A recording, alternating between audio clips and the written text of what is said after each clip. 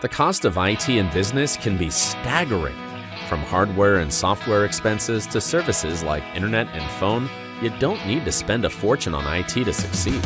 If your organization spends more than $500 monthly on any service, or you're considering signing a long-term contract, IT Enabled can help you manage your technology and minimize your costs. Contact us today to schedule a free consultation. IT Enabled, we're here to help.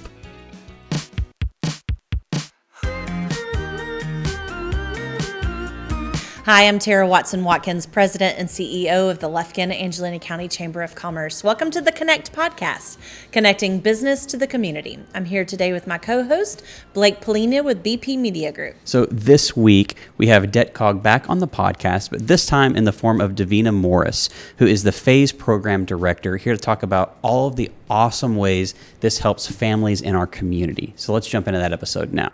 Well, we're thrilled to have DaVina Morris with us. DaVina is actually the Phase Program Director at DETCOG. Welcome. Thank you. Glad to have you. So why don't you tell the listeners a little bit about your background, and then we'll get into really what you do at DETCOG. Okay. So my bachelor's degree is in human development and consumer science. And so I did my practicum at a early childhood laboratory because I thought I wanted to be a child life specialist. Okay. And so I kind of moved in that direction a little bit, dealing with children and families. I've always worked in that area. Moved out of that area, went into administration. So I got my master's in business administration, and I decided to move out of administration and go back to children and families. So I started this position January of last year. Okay. And I've been working there as the phase director and pretty much enjoying it. That's great. Now, are you originally from Lufkin? Yes. Right? Yes, I'm originally from Lufkin, graduated from Lufkin High School in 1998. Married one of my dearest high school Yes, friends. 1996, which they claim to be the best class, Yes, but I don't know about that. Yes, married to Kendra Morris. He's a teacher here at Lufkin High School. Love that. Mm-hmm.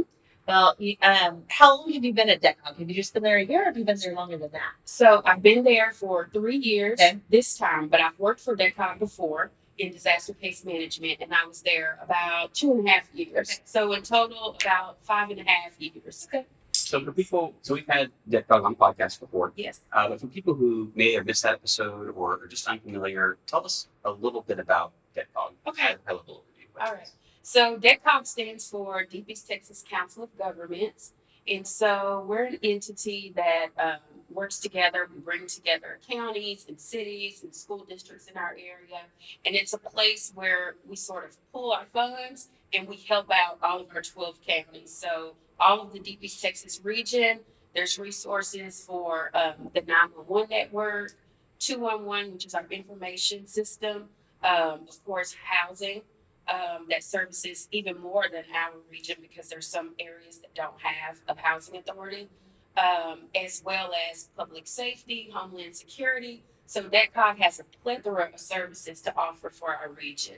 I was shocked by it when Lonnie came on and talked about it. And then we've had Lonnie also speak at First Friday. Yes. And every time he talks about what DETCOG does, Oh, I'm always gosh. shocked and think, I didn't know that you Yes, did that. That's another yes. aspect of it I didn't know. Yes, there are many programs there that are so helpful. You don't realize, for instance, the 911 network.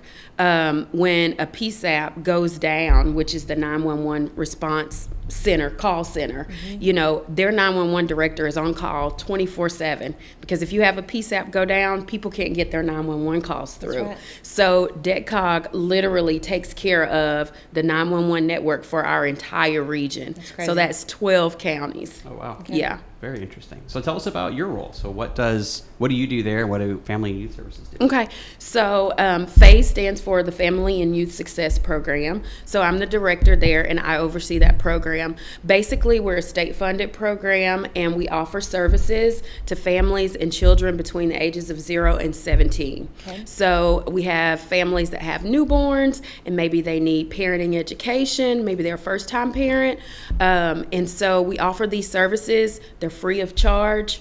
There's our counselors go out and meet with the families. They do an intake. I always give this example. Let's say Johnny is having a problem with truancy. He's not going to school. So we're going to set goals with Johnny and his family. Our goal is not going to be for Johnny to be on the A honor roll if he's absent 40% of the time, right? Because it's unrealistic.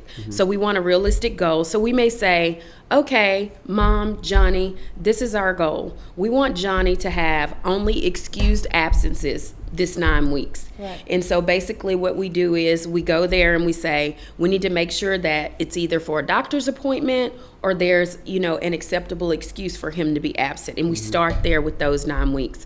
That particular counselor follows that kid and that family for about 90 days. Okay. There is some wiggle room for us to go longer if those goals aren't met or if the family says, hey, we think we need a little more time. And so basically they're working with that family. They meet them wherever they need. Our basic goal is family preservation. We want to keep that family together. We don't want that child to end up in any of the systems, juvenile delinquency or child protective services. So basically we focus on that family preservation by providing many services, anger management, parent education. We even do training on bullying. Vaping is a huge thing right now. And the list goes on and on. Those family support specialists are trained in evidence-based curriculum, motivational interviewing, and trauma-informed therapy. Awesome. Wow. So who is eligible to be in this program? So that's the good thing about this program. It's completely funded by the state, and anyone is eligible. It can be someone who has a income bracket of $135,000 a year or someone who has $20,000 a year.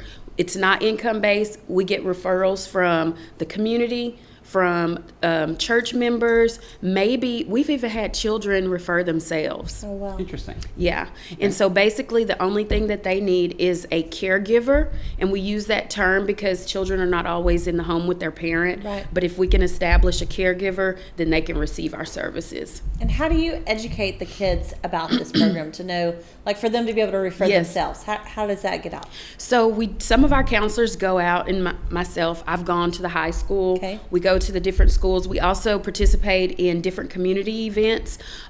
We've been to several that churches have, Vacation Bible School. During the summer, we really hit the road, and we go and traveling, asking churches if we can come and participate in their programs, and even just community-wide programs. We'll set up vendor tables. We were at the POS event that LISD had. So just trying to get out there in the community any way we can and to get the word out to them. That's great. That's awesome. So I'm sure it's a really wide range of things, and you mentioned some of those. Yes. But what type of services specifically can people get when they're looking at that? So particularly parent education. That's a huge one for us. So sometimes it's not necessarily that the child is having issues. Sometimes the parent is like, I don't know how to talk to my child. Yeah. I don't know, this new phase of their life when they're teenagers. I think I said those words this morning. Literally. What phase are we in? I've said those words too. Yeah. And so maybe it's just communication between parent and child. Sure. So, sort of teaching that parent how to communicate with their child, helping them to understand the developmental processes that they're going through at whatever stage of life they're in. Also, I talked about anger management. Some kids we see, for whatever reason, maybe they've experienced trauma, maybe they've gone through different hard situations like divorce, and there's some anger there. And so we teach them how to process their feelings and how to process their feelings effectively without harming or hurting others, whether it's physically or emotionally. We also do, one of my favorite, we do a hygiene class. So nice. One of the places that we go is the middle school, where they're kind of just learning their bodies, the functions of their bodies and different things like that. And we go and we actually have hygiene products that we take. We have female versions of our hygiene kits and we have male versions of our hygiene kits.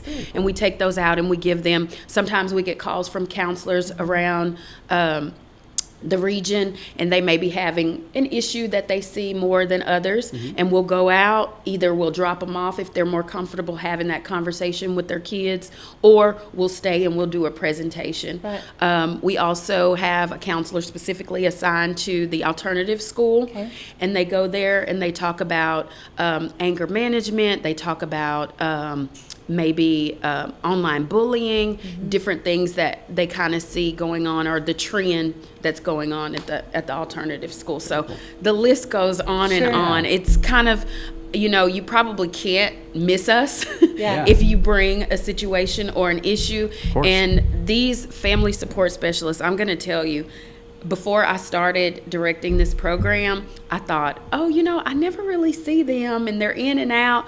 But when I started this position, I was like, oh my God, sometimes they're out at 8:00 at night.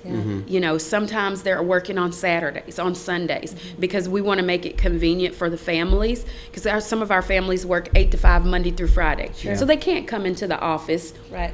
They have to keep their jobs. Right. So our counselors will say, okay, well, I'll give you time to get dinner. I'll meet you at your house at 7. We'll have our session then, and then you can finish up, get little Johnny in bed, and do what you need to do. Right. And so our main focus for that is tearing down barriers to families that need our services. Sure. So if they don't have transportation, if they don't have the money to drive here, then we want to provide those services to them at all costs. Gotcha. Wow. Awesome. Yeah. So how can people help support this, whether it's awareness or sharing information? How can people help? Absolutely. So, of course, sharing our information. We have brochures that are available all the time. It can be digitally emailed. We can make copies and bring them and drop them off at your location. Also, if you're having an event where we can set up a vendor table, please let us know. We would love to come out, set up, distribute information. We have swag gear that we can give out with our number, our information on there. Great. Also, we have referral forms available by print or by email, and anyone can make a referral. Any community member, family member, like I said, we've had children refer themselves because they've heard about our program, and they're like, hey, I need help with school. Yeah. I need help with, talking to my parent. I need help with vaping. And sometimes those kids are even siblings of kids we've had previously, and they recognize, my sister or my brother went through that program, and I think it could help me. Yes. And also, another thing that we have is we work with other community agencies, so we're able to refer children out or families out if we see that there's a need that we can't meet. We don't just leave them there, we refer them out to other agencies. So That's awesome. It's kind of a good network. That's right. Yes. Well, it sounds like a phenomenal program and Thank one that is you. greatly needed for our area. Yes. Absolutely. How can people learn more? So if you find these services and you're in need, where can they go to get So help? they can visit the DETCOG website. If they go to the DETCOG website, which is just detcog.gov, org works too, detcog.org, and there is a link to programs, and they're going to click on youth services, and that will give you all of the phase information. Okay. It'll give you the phone number you can call. We have a 1-800 number that's 24 hours. Anyone can call that number. That's our crisis hotline. And one of our family support specialists is going to answer that call, whether it's 3 o'clock in the morning or 3 o'clock in the evening. Nice. And also they can call the DETCOG number at any time, and they can transfer us to one of us. Okay. Yes. Love it. Awesome. Well, thank you so much for your time. We You're appreciate you welcome. coming on the Thank podcast and sharing all that your organization does and all the Yes. great ways you guys can help people here. So thank you so much. We appreciate it. Thank you so much for listening to the podcast again this week. If you want to watch the video version of this podcast, it's available on the Chamber YouTube page and on the Chamber Facebook page. Thank you so much, and we'll see you next week.